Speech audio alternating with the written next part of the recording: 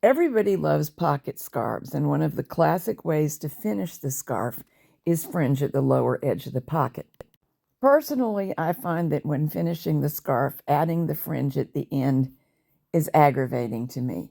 So here's a way of making the pocket scarf so the fringe is automatic. It's already there when the scarf comes off of the machine. You'll see me knitting using the bulky numbers, but on a standard gauge machine. That will make the sample scarf fit this model, who is half the size of a real woman. As we go, I'll give you the bulky numbers. At the end of the movie, I'll summarize numbers for several gauges. On my website is a free written version of the pattern that includes bulky, mid-gauge, and standard gauge numbers. There will be a link for you to get there in the program notes. We set up by making the fringe strips before we begin the scarf itself. Cast on 3 stitches on each side of center with a gap of out-of-work needles between them that is at least 8 inches wide. As the carriage travels between the 2 sets of working needles, it will, of course, create long floats. Those floats will eventually become our fringe. And the length of those floats is going to be folded in half and then perhaps knotted and definitely trimmed to be even. So that's why we need a minimum of an 8-inch gap. It's really up to you how long you want the fringe to be. Just keep in mind that it's going to be less than half the length of the gap. Really, any cast on is okay, but I'm chain stitching. I already did the stitches on the left, then drew the yarn all the way across to chain stitch around the ones on the right.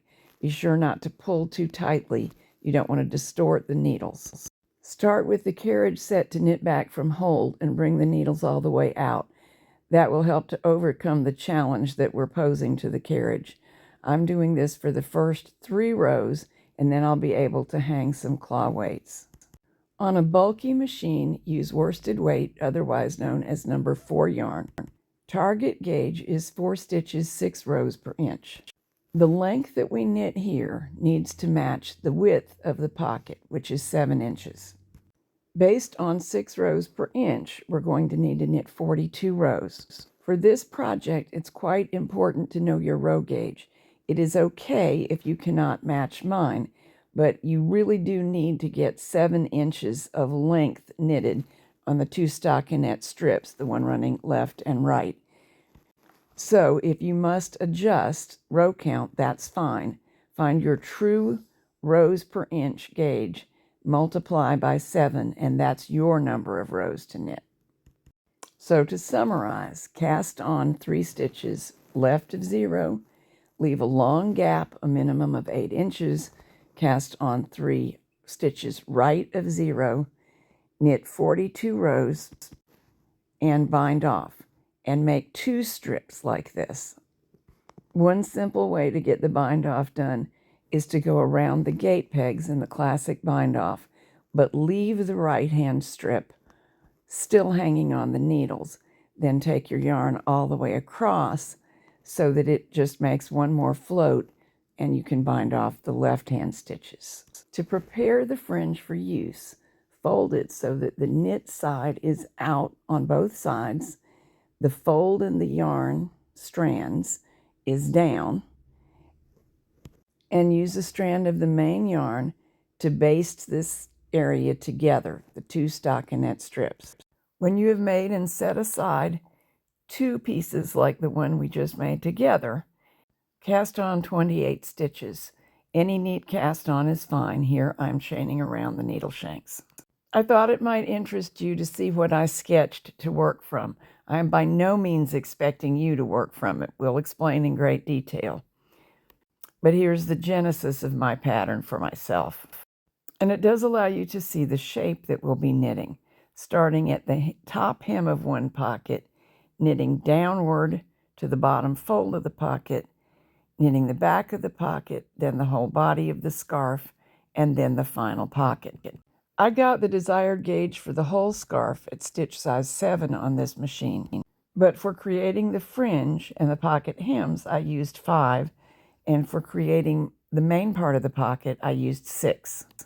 Your specific number on the dial of your machine may differ, but graduating the stitch sizes so that the pocket hem is the tightest one results in a sturdy pocket and harmonizes well with the remainder of the scarf. With the cast on complete, we're going to knit 12 rows for the hem, and I start the first 3 of them by pulling out the end needles and letting them knit back from hold. It tends to prevent jams. Now we can put the weights on. With the 12 rows complete, lift the cast on and hang it on the same working needles. This will complete the top hem for the first of our pockets. It's time after this to turn up the stitch size to the one for the pocket. In my case, this was stitch size 6. And I'll bring all the needles forward to make it easier to knit that first row because there are 2 sets of stitches. So it's a challenge for the machine, and this makes it a little bit easier. Now, for the first half of the pocket, 42 rows. That is if your row gauge is 6 per inch, because we want a 7-inch deep pocket to match the 7-inch width. So we've reached the bottom of the first pocket, and it's time to hang our first double strip of fringe. I think it's easiest to get it even by starting with both ends and then hanging the center part. Make sure every time you poke your tool, you poke it through both layers of the stockinette strips, and it's adequate to hang on every other needle. Here I'm selecting them because bringing them forward just a little bit tends to make it easier to get the fabric onto them and also to keep things even, which I'm doing just by feeling the tension of the fabric in my left hand while I hang it with my right hand. So we now have 3 layers of fabric on some of the needles, which is going to be challenging. So I'm going to bring all of the needles forward, making sure those don't have any fringe strip hung on them stay above the rest of the fabric. Knitting back from hold will make this row a little bit easier on the machine. This clip shows you that you don't actually have to baste the 2 layers together. It certainly makes hanging easier, but you can simply hold them together and unroll them as best you can while you hang the layers one at a time, but still both layers on every needle. Basting versus not basting makes very little difference to the finished product. You can remove your basting thread if the look of it bothers you, but I don't find it very noticeable. So either way that works for you gets that fringe located nicely at the bottom fold of the pocket. We now knit another 42 plain rows for the back half of the pocket. The main part of the scarf is going to be 2 layers with a seam down the center back.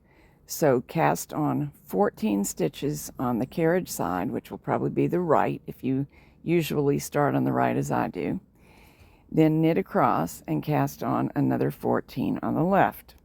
Any cast on will be fine. It's not going to be on display, but I am using the double E-wrap here because it gets a true stitch onto each needle, which makes beginning new stitches a little bit easier for the carriage. As usual, I'm going to bring the needles forward and let them knit back from hold for a couple of rows to make things easier for the carriage and avoid jams until I can get the weights on. Turn up to the main stitch size and knit the body of the scarf. In the 6 rows per inch gauge I've given you for an average height woman, this is going to be 300 rows. When those rows are completed, we're going to cast off the same stitches that we cast on to begin the body of the scarf so that it could be double layered. That's 14 on each side. So with the carriage at the right, we'll bind off this 14, then knit across, and with the carriage at the left, we'll bind off the 14 on the left. This will allow us to knit the second pocket. So turn down to your pocket stitch size. For me, it was 6, and knit 42 rows on the 28 needles that remain. That's the back of the pocket. We're down to the fold again, so it's time to hang the second pocket's fringe strip. Handle it in exactly the same manner as you managed to hang the first one. And by the way, if you ever find that the machine just will not knit the first row after the pocket without jamming, it's really not a problem.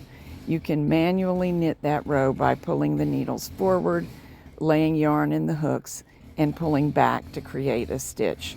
It's only one row and 28 stitches. It's not a big deal.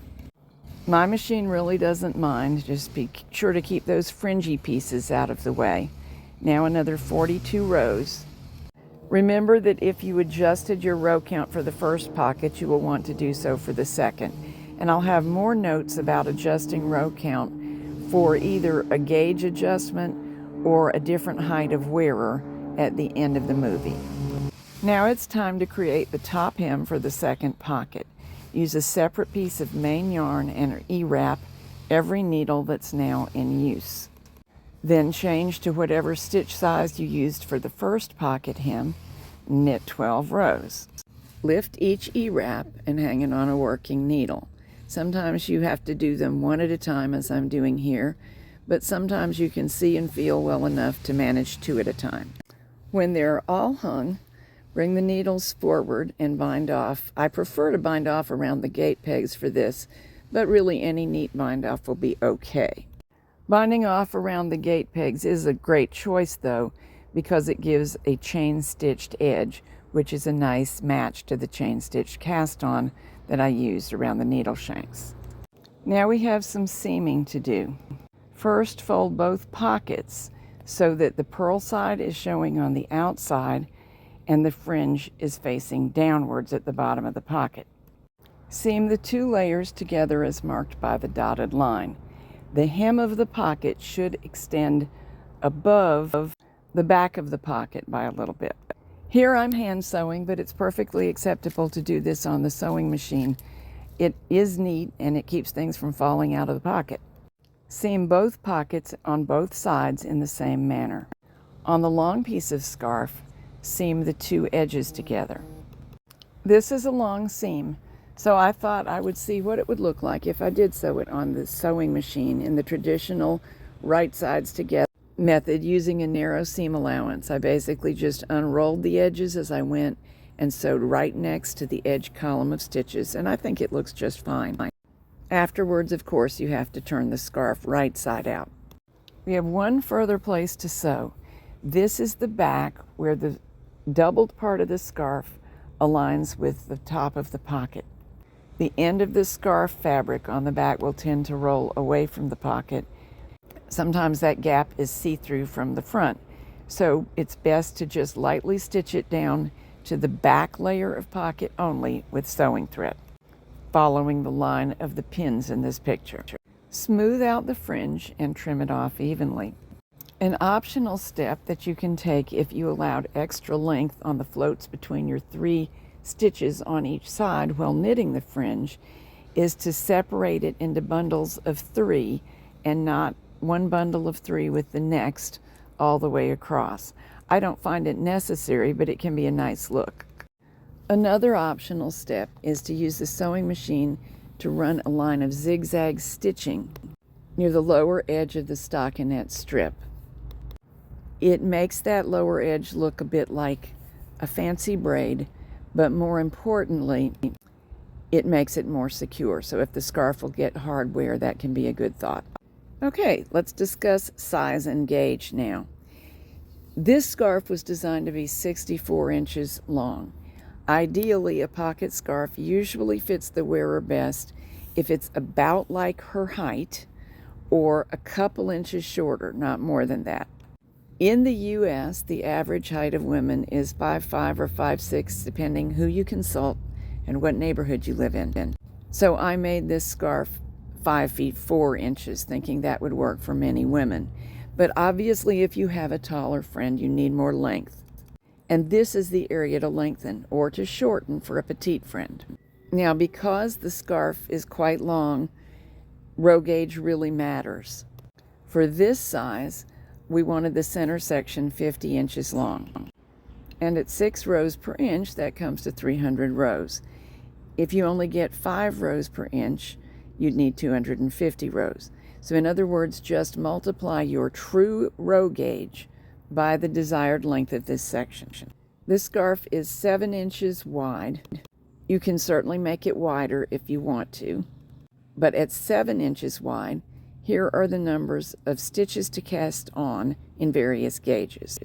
Top line is stitches per inch, bottom line is number of stitches to cast on. They are not arithmetically perfect because when I got an odd number, I rounded up so that we can cast on equal numbers of stitches and bind them off again to make the center main part of the scarf. And this is the number of stitches in each of these stitch gauges to cast on to begin the main part of the scarf and to bind off again to end it. The pocket hem is easy. Just use 2 inches worth of knitting in whatever gauge. So if you're getting 10 rows per inch, knit 20 rows. For this project, we knitted 12 rows because we were getting 6 rows per inch. For each portion of each pocket, that is from the hem to the fringe or from the fringe up to the main part of the scarf, here is the number of rows to knit, getting each of the gauges shown on the top line. Again, these have been rounded up so we get an even number of rows, so we always end with the carriage on the right. And here's a cheat sheet for the 50-inch length of the scarf based on the same row gauges. Remember that for an unusually tall or short friend, you will need to adjust by an inch or 2. Remember, I've already written this stuff down for you if it would help. Visit my website. There is a direct link to the proper page in the program notes, and while you're there, you can browse around. There are other freebies too. And I do sell books of machine knitting patterns in my Ravelry store. So happy knitting and stay warm.